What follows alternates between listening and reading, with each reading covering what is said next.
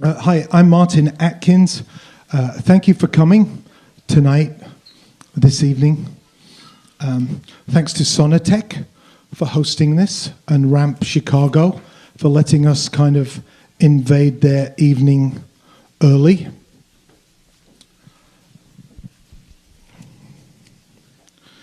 I wanted to talk to you a little bit about the state of the music business. And you can feel free. Hold on a second. I'm going to get this fucking change out of my pocket. Yeah, make sure. Yeah, that which is. Victor's doing the switcheroo with the change. It seems like everything in the business is changing very, very quickly. Right? Okay, like Tower Records closing, Snowcap, MySpace, YouTube. What else is going on? Starbucks have a record label. So you didn't know that?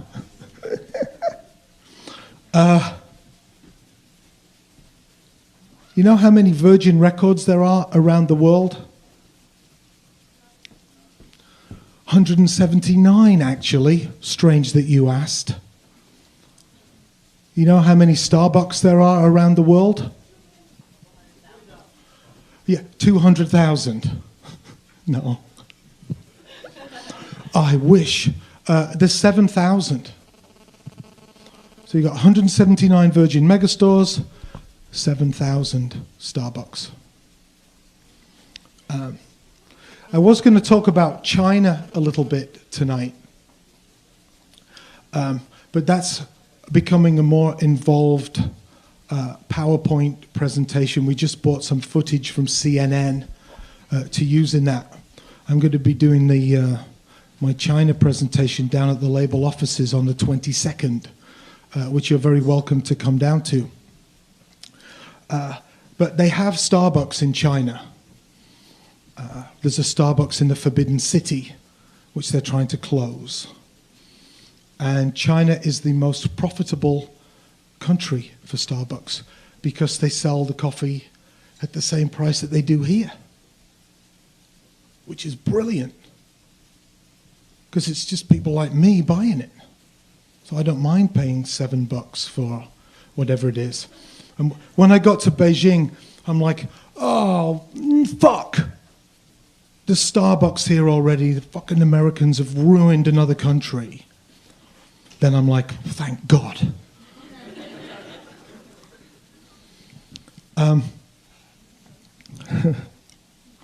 So, everything's changing in the business. There's two guys spinning later on from the Sonotheque label up in Canada. And distracted by Velcro. That's like number 9 on my list of ADD symptoms. So the Sonotheque label in Canada doesn't release anything physically. Everything's given away. Which is fucking awesome, right? Is that wild? It's the only way to really get any traction. MySpace is great. Anybody can put music up on MySpace. You know how many bands are on MySpace? 1.4 million. 1.4 million. Most of them are pretty good.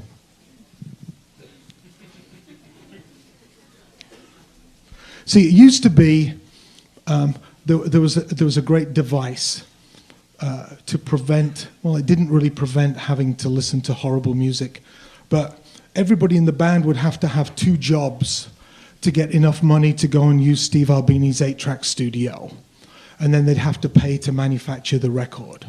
So It wasn't any guarantee of good sounding music, but it was a guarantee that 1.4 million bands weren't doing it, right? So now anybody can make music. The problem is how to get your music heard amongst all of that. So it's just a crazy time, and I thought with the guys from Sonotheque here, it was a good opportunity to look at that. That's great out-of-the-box thinking. So I've been teaching for the last 4 years the business of touring at Columbia here in Chicago. I'm just finishing up my book. I don't say that to give it a plug, I just say it because it's never a fucking ending. I said the same thing on December 10th. So I'm going around the country, guest lecturing, talking to kids about the state of the business and what their role is going to be in whatever is left of whatever the business is. And for me, it seems like a great time. It's like 1976 in London or 1981 in New York. Everything's new and fresh and exciting. And yes, some people are freaking the fuck out, but that's what happens in a time of change.